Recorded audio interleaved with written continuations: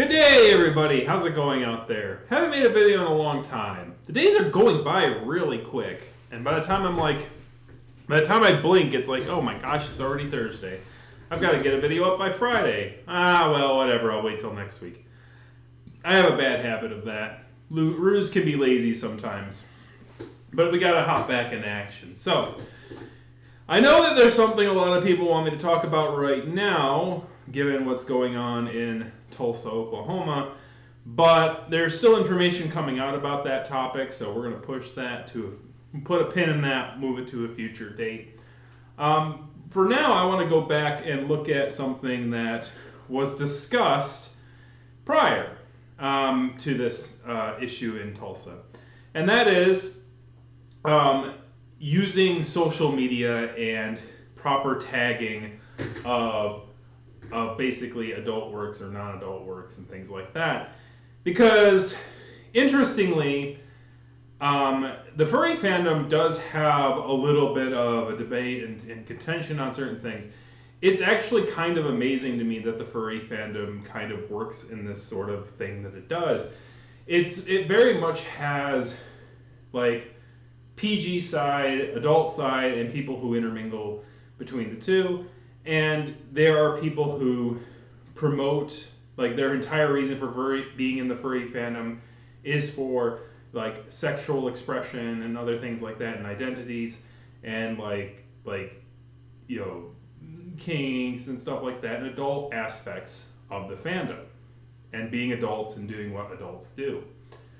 There is absolutely that side of the fandom, but there's absolutely the side of the fandom that enjoys the stories and the things of anthro characters, which are usually, usually a lot of the shows and cartoons that revolve around it are usually aimed for a younger demographic.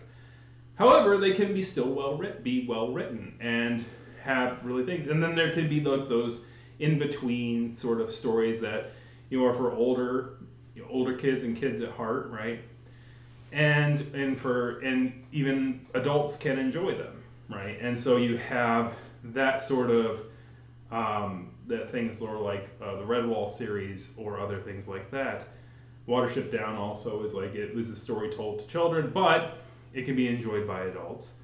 And there's also animal allegories that are used to talk to adults specifically. And basically when you're in your older teenager years, they would usually read you something like Animal Farm or things like that when talking about, using animal allegory to talk about, serious political and social dynamics and how, a hope for a utopia can sometimes lead to a dystopia if somebody just basically twists things in a certain way. So you have many people who are very into furry fandom for a lot of different reasons. I personally like a lot. I'm kind of like a jack of all trades and master of none. I'm very interested in like the allegory side, the content side, and those things. The stories that arose from anthropomorphic characters always latched on to my memories and was basically a foundation of who I am. That being set aside, there is still the aspect of people using it in a sense of self-gratification or any of those kind of things, and in aesthetic enjoyment, and versus people who want to see safer work things. And then there's sort of this blurred line. There's sort of the in-between. And how do you mark the stuff that's in between? Because you can tell when something is safe for work and you can tell when something is not safe for work. But when something is kind of in the middle, in that gray zone, right? How do you mark that, right? Particularly when it comes to the arts. Like, it's a little risque, but it's not full-blown adult. It's sort of like those pinups you put on like a World War II plane or something like that. It's like, you could tell they're going for something a little bit salacious, but it's not straight up pornographic. And so that debate has come up in the furry space again. And the interesting thing about it is that there has been, most of furry media, furry social media, and furry sites handle this kind of thing pretty directly. They have something what's called mature, right? You have general audience, mature, adult, right? You can flag them in one of those three categories. So the problem is that the tagging system on Twitter, which has become mostly the furry fandom's sort of central platform for mainstream social medias these days. It was LiveJournal before it was Twitter. There's very interesting reasons as to why that is.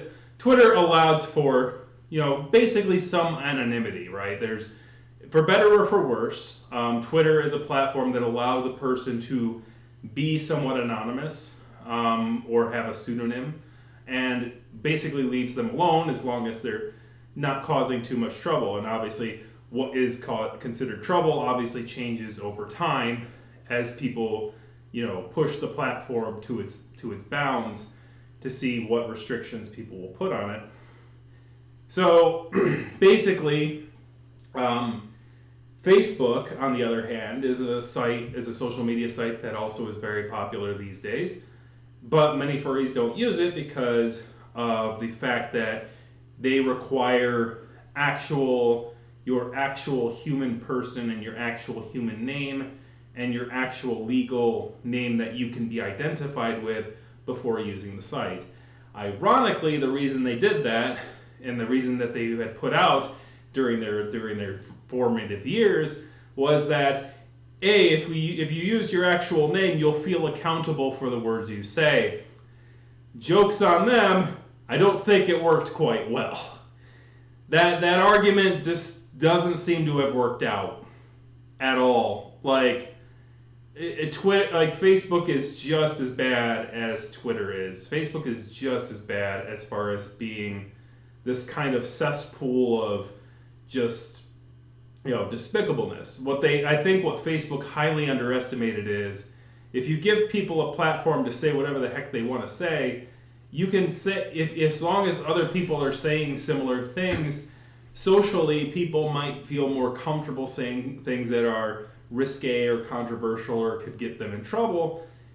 It doesn't matter if you have your actual name tied to it or not. It really very much is a sense of etiquette, and certain people don't have a frontal cortex that prevents them from saying the first thing that comes to their mind without thinking about it and going, how could this impact other people? Or is there a better way I could put this to criticize the situation without actually doing damage to the other person? That being said, that's a little bit tangential, but basically, Facebook kind of, put its foot in its mouth sort of with the way it set up its ways, in my opinion. But obviously that's why a lot of furries went to Twitter instead of Facebook. But because Twitter has hashtags and things like that, there isn't a lot of gray zone. And even the way that furries have been using Twitter, there's not a lot of gray zone. You have this issue where you have some people, how they handle it. Some furries do arts in, the general audience kind of thing, and like general audience, storytelling and things like that. One excellent example would be Rick Griffin, who does house pets. They do general audience stuff, but they also do adult works, right? They are fine with doing adult versions of characters and things like that in adult situations. So how they do that is they separate their account into two pieces. They do a general audience account, which does their mainstream general audience sort of thing, and then they sort of have this after dark kind of. I don't think their account's locked. A lot of people who do after dark accounts will usually lock it to the general public, so they have to follow in order to actually see the content on there. So if you don't want to follow somebody's adult works and only want to follow their general works, then you can pick one or the other. And if you want to follow both, you can follow both. Why not both? So there is that aspect. But for those who really do want to keep things safe for work, there are concepts and ideas that might sort of edge the line. Usually those that revolve around, what would be considered kinky things like vor, or like those what are the other things? Inflates you and makes you big and round, or those kind of things that they and if they're put in a certain way that can be seen as sort of like a wink wink nudge nudge kind of a thing, even though it would be generally safe for work, because a mainstream person looking at it may not understand the nuances of it being sort of risque, because there's no obvious adult things going on, but it's sort of this, so it's this sort of gray zone. And so that came up as a big form of contention in the furry fandom. So basically we have safe for work, you have not safe for work, and then you have maybe safe for work, or mostly safe for work. So you have SFW, NSFW, and then you have this sort of MSFW. M as in not as in mom, not as in like 9, right? MNSW.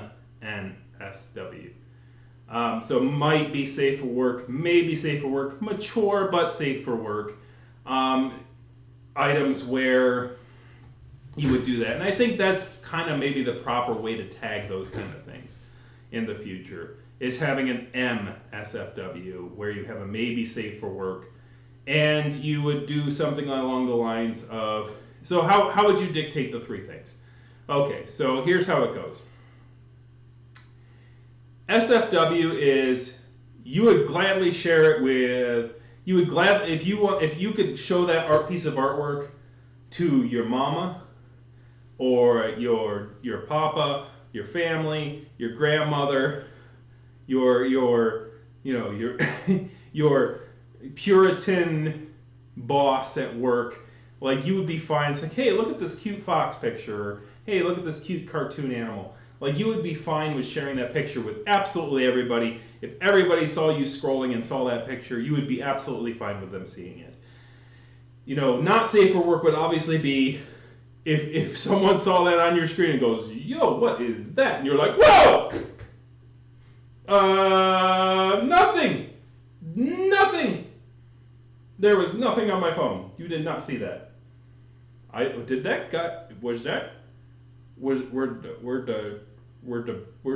eggs above the sausage on that? Was that a kangaroo? Shut it.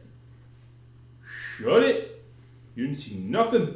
Okay, so that's if it's obviously adult in nature, and pornographic or raunchy or whatever have you, whatever words you want to use for it.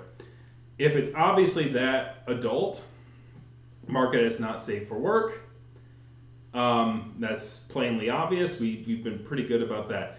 But if it's that gray area, right? Well, so what would you mark as maybe safe for work, right? If you can think of somebody out there who would kind of be embarrassed about it, like if you're thinking about like, or like if you showed it to some furry, would they go, oh, you're into that, eh? You're getting into that sort of like, you might show it to some personal friends, you might show it to some family people who are like, hey, look at this cool cartoon cell. But you might feel a little bit hesitant. Like, you might think most furs would be a little bit hesitant to share that with like the general public, or or you would be kind of concerned about scrolling past it. If it's sort of like risque a little bit, like the character is maybe they're in a violent fight. Maybe there's some other element to it that's not sexual. Maybe it's them doing having drug usage, or having certain things like that. So it's more like this is for older teens, young adults, like that sort of area. But it's not for everyone. Sort of use your judgment and sort of say like mostly safe for work. Of course, like human beings tend to move things towards the binary, so mostly things will be safe for work or not safe for work still. But I think if you if you were to implement a mostly safe for work, you would bring these things up to sort of the furry media standards, which are usually we have 3 categories for these kind of things. We usually have general audience, mature, and adults only. Those are usually the 3 stages that we do. And probably if you were to look statistically at these things, which I probably should have done because if I were more well researched, you're probably going to find things are usually really general audience or really adult. And the mature thing is usually not used as much. Because usually things are pretty easy to separate into those black and white things. But that's what I would think on that. So anyways, what do you guys think? Do you think that mostly safer work, MSFW, would be good to implement? Do you think that our current system works just fine the way it is? Or do you have you had any issues in social media where you're scrolling and you found something that was a little bit too hot for TV, and you got worried that someone might be looking over your shoulder? So let me know what you think in the comment section below. Thank you very much for watching. Promise we'll get back to videos on a more regular basis and be a little less rambly and more prepared. I'm trying. You get older and time moves faster. I don't know what it is. It's kind of scary in that way. But anyways, thank you very much for watching. Kick that like, kick the subscribe button, kick a comment in the comment section. Do that algorithm jazz, I guess, if you want to. But you do what you want. Thank you very much for watching and have a good one. Have a good one. Have a great one. Oh God. Have you seen those videos? Those are funny. You're gonna get out there and make it a great one. Oh God. Anyways, thank you. Have a good one.